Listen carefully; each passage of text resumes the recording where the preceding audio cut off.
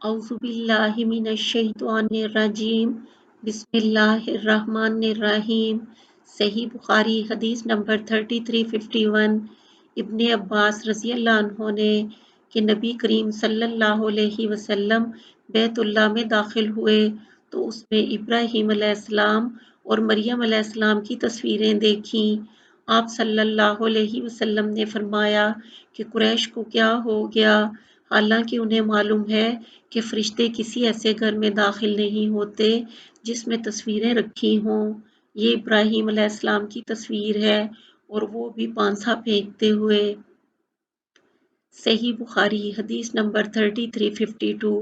ابن عباس رضی اللہ عنہ نے کہ نبی کریم صلی اللہ علیہ وسلم نے جب بیت اللہ میں تصویریں دیکھیں تو اندر اس وقت تک داخل نہ ہوئے جب تک وہ مٹا نہ دی گئیں، اور آپ صلی اللہ علیہ وسلم نے ابراہیم علیہ السلام اور اسماعیل علیہ السلام کی تصویریں دیکھی کہ ان کے ہاتھوں میں تیر پانسے کے تھے، تو آپ صلی اللہ علیہ وسلم نے فرمایا اللہ ان پر بربادی لائے، واللہ ان حضرات نے کبھی تیر نہیں پھینکے۔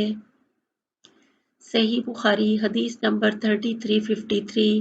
ابو ہریرہ رضی اللہ عنہ نے کہ عرض کیا گیا یا رسول اللہ، سب سے زیادہ شریف کون ہے؟ نبی کریم صلی اللہ علیہ وسلم نے فرمایا جو سب سے زیادہ پرہیزگار ہو۔ صحابہ نے عرض کیا کہ ہم آپ سے اس کے متعلق نہیں پوچھتے۔ نبی کریم صلی اللہ علیہ وسلم نے فرمایا پھر اللہ کے نبی یوسف سب سے زیادہ شریف ہیں۔ صحابہ نے کہا کہ ہم اس کے متعلق بھی نہیں پوچھتے۔ نبی کریم صلی اللہ علیہ وسلم نے فرمایا اچھا، عرب کے خاندانوں کے متعلق تم پوچھنا چاہتے ہو؟ سنو، جو جاہلیت میں شریف تھے اسلام میں بھی وہ شریف ہیں جبکہ دین کی سمجھ انہیں آ جائے۔ صحیح بخاری حدیث نمبر 3354۔ سمرہ رضی اللہ عنہ نے بیان کیا کہ نبی کریم صلی اللہ علیہ وسلم نے فرمایا آج کی رات میرے پاس خواب میں دو فرشتے جبرائیل و میکائیل علیہ السلام آئے، پھر یہ دونوں فرشتے مجھے ساتھ لے کر ایک لمبے قد کے بزرگ کے پاس گئے، وہ اتنے لمبے تھے کہ ان کا سر میں نہیں دیکھ پاتا تھا، اور یہ ابراہیم علیہ السلام تھے۔ صحیح بخاری حدیث نمبر 3355۔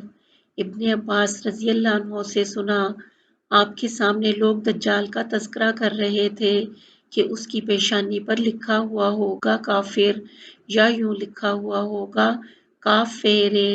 ابن عباس رضی اللہ عنہ نے کہا کہ نبی کریم صلی اللہ علیہ وسلم سے میں نے یہ حدیث نہیں سنی تھی، البتہ آپ صلی اللہ علیہ وسلم نے ایک مرتبہ یہ حدیث بیان فرمائی کہ ابراہیم علیہ السلام کی شکل و وضع معلوم کرنے کے لیے تم اپنے صاحب کو دیکھ سکتے ہو، اور موسیٰ علیہ السلام کا بدن گھٹا ہوا گندم گوں ایک سرخ اونٹ پر سوار تھے جس کی نکیل کھجور کی چھال کی تھی، جیسے میں انہیں اس وقت بھی دیکھ رہا ہوں کہ وہ اللہ کی بڑائی بیان کرتے ہوئے وادی میں اتر رہے ہیں۔ صحیح بخاری حدیث نمبر 3356۔ ابو زناد نے بیان کیا، پھر یہی حدیث نقل کی، لیکن پہلی روایت میں قدوم بے تشدید دال ہے اور اس میں قدوم بے تخفیف دال ہے، دونوں کے معنی ایک ہی ہیں، یعنی بسولہ جو بڑھئیوں کا ایک مشہور ہتھیار ہوتا ہے، اسے بسوا بھی کہتے ہیں۔ صحیح بخاری حدیث نمبر 3357۔ ابو ہریرہ رضی اللہ عنہ نے بیان کیا کہ رسول اللہ صلی اللہ علیہ وسلم نے فرمایا ابراہیم علیہ السلام نے توریہ 3 مرتبہ کے سوا اور کبھی نہیں کیا۔ صحیح بخاری حدیث نمبر 3358۔ ابو ہریرہ رضی اللہ عنہ نے بیان کیا کہ ابراہیم علیہ السلام نے 3 مرتبہ جھوٹ بولا تھا، 2 ان میں سے خالص اللہ عزوجل کی رضا کے لیے تھے، ایک تو ان کا فرمانا بطور توریہ کے کہ میں بیمار ہوں، اور دوسرا ان کا یہ فرمانا کہ بلکہ یہ کام تو ان کے بڑے بت نے کیا ہے، اور بیان کیا کہ ایک مرتبہ ابراہیم علیہ السلام اور سارہ علیہ السلام ایک ظالم بادشاہ کی حدود سلطنت سے گزر رہے تھے، بادشاہ کو خبر ملی کہ یہاں ایک شخص آیا ہوا ہے اور اس کے ساتھ دنیا کی ایک خوبصورت ترین عورت ہے۔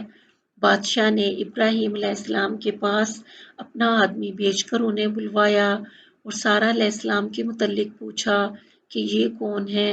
ابراہیم علیہ السلام نے فرمایا کہ یہ میری بہن ہے۔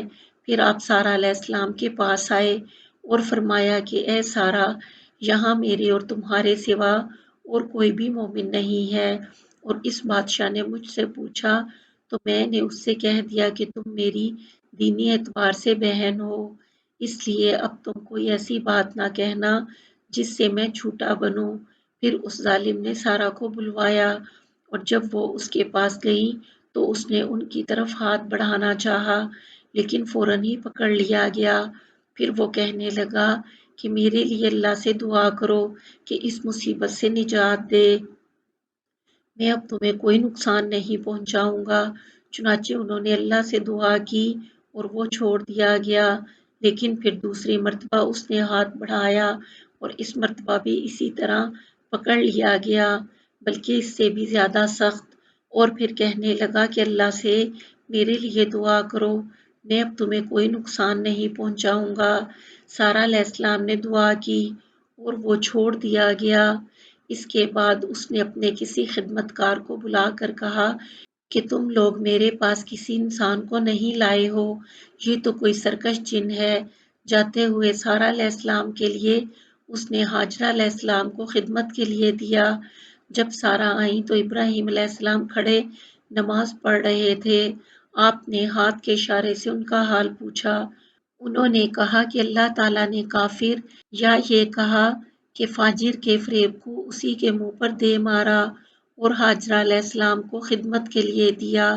ابو ہریرہ رضی اللہ عنہ نے کہا کہ اے بنی ما السماء، اے آسمانی پانی کی اولاد، یعنی اہل عرب، تمہاری والدہ یہی ہاجرہ علیہ السلام ہیں۔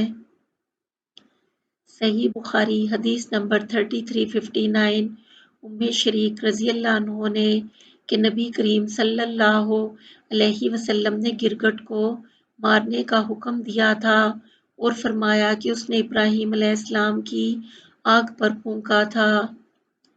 صحیح بخاری حدیث نمبر 3360۔ عبداللہ بن مسعود رضی اللہ عنہ نے بیان کیا کہ جب یہ آیت اتری، جو لوگ ایمان لائے اور اپنے ایمان میں کسی قسم کے ظلم کی ملاوٹ نہ کی، تو ہم نے عرض کیا یا رسول اللہ، ہم میں ایسا کون ہوگا جس نے اپنی جان پر ظلم نہ کیا ہوگا؟ نبی کریم صلی اللہ علیہ وسلم نے فرمایا کہ واقعہ وہ نہیں جو تم سمجھتے ہو، جس نے اپنے ایمان کے ساتھ ظلم کی ملاوٹ نہ کی، میں ظلم سے مراد شرک ہے۔ کیا تم نے لقمان علیہ السلام کی اپنے بیٹے کو یہ نصیحت نہیں سنی کہ اے بیٹے، اللہ کے ساتھ شریک نہ کرنا، بے شک شرک بہت ہی بڑا ظلم ہے۔